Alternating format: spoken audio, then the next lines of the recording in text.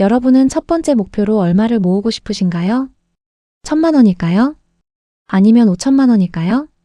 그런데 돈을 모아본 사람들, 투자로 성공한 사람들, 사업가들이 하나같이 하는 말이 있습니다. 첫 1억이 가장 어렵다. 도대체 왜 하필 1억일까요? 오늘은 첫 1억이 왜 중요한지, 그리고 현실적으로 1억을 만들기 위해 무엇을 해야 하는지 이야기해 보겠습니다.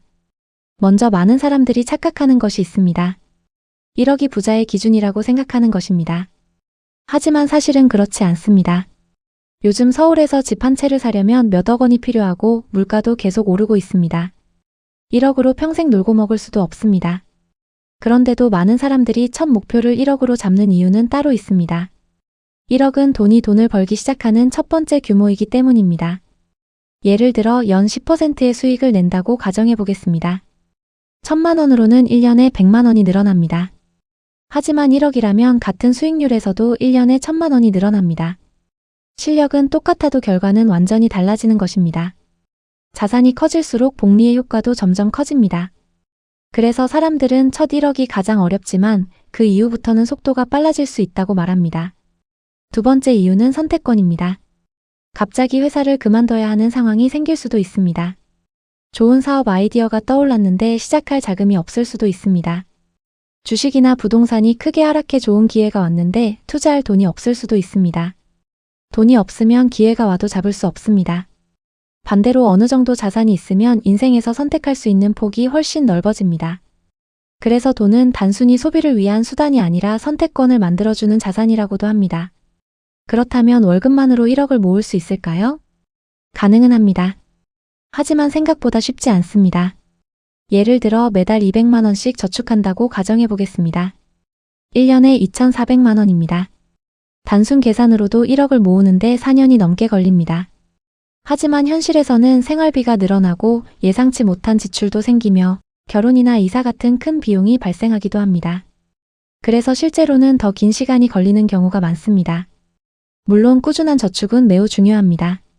하지만 저축만으로는 속도에 한계가 있다는 점도 인정해야 합니다.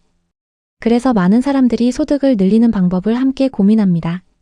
그렇다면 단기간에 1억을 만든 사람들에게는 어떤 공통점이 있을까요? 첫 번째는 사업입니다. 사업은 잘 되면 수익의 상한선이 거의 없습니다. 온라인 쇼핑몰, AI 서비스, 앱 개발, 콘텐츠 제작 등 다양한 형태가 있습니다. 물론 실패 위험도 있고 성공을 보장하는 방법은 아닙니다. 하지만 큰 자산을 만든 사람들 중에는 사업을 통해 소득을 크게 늘린 사례가 많습니다. 두 번째는 고소득 직업입니다. 전문직이나 성과급 비중이 높은 직업은 저축할 수 있는 금액 자체가 큽니다. 월급이 2배라면 저축 속도도 달라질 가능성이 높습니다. 그래서 단순히 소비를 줄이는 것뿐 아니라 자신의 몸값을 높이는 것도 중요한 전략입니다. 세 번째는 투자입니다. 주식, ETF, 부동산, 다양한 자산에 투자해 돈을 불리는 방법입니다. 하지만 여기서 꼭 기억해야 할 점이 있습니다. 투자는 돈을 빨리 버는 마법이 아닙니다. 공부 없이 뛰어들면 오히려 자산을 잃을 수도 있습니다. 높은 수익만큼 손실 위험도 존재하기 때문에 자신의 상황에 맞는 전략이 필요합니다. 그리고 요즘 가장 많이 주목받는 방법이 있습니다. 바로 콘텐츠입니다.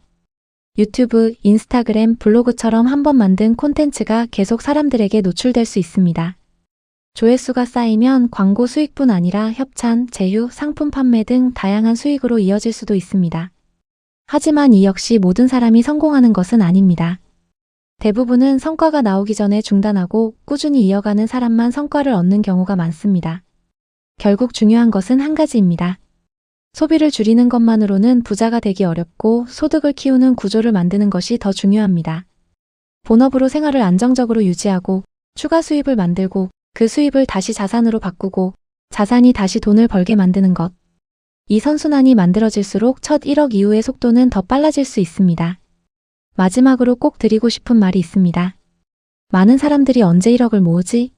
라는 생각만 합니다. 하지만 더 중요한 질문은 이것입니다. 나는 돈이 계속 들어오는 시스템을 만들고 있는가? 첫 1억은 목표가 아니라 시작점입니다.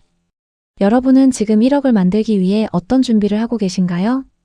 그리고 앞으로도 돈과 경제를 쉽게 풀어드리는 콘텐츠를 계속 전해드리겠습니다.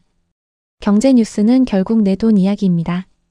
댓글로 여러분의 생각을 남겨주세요.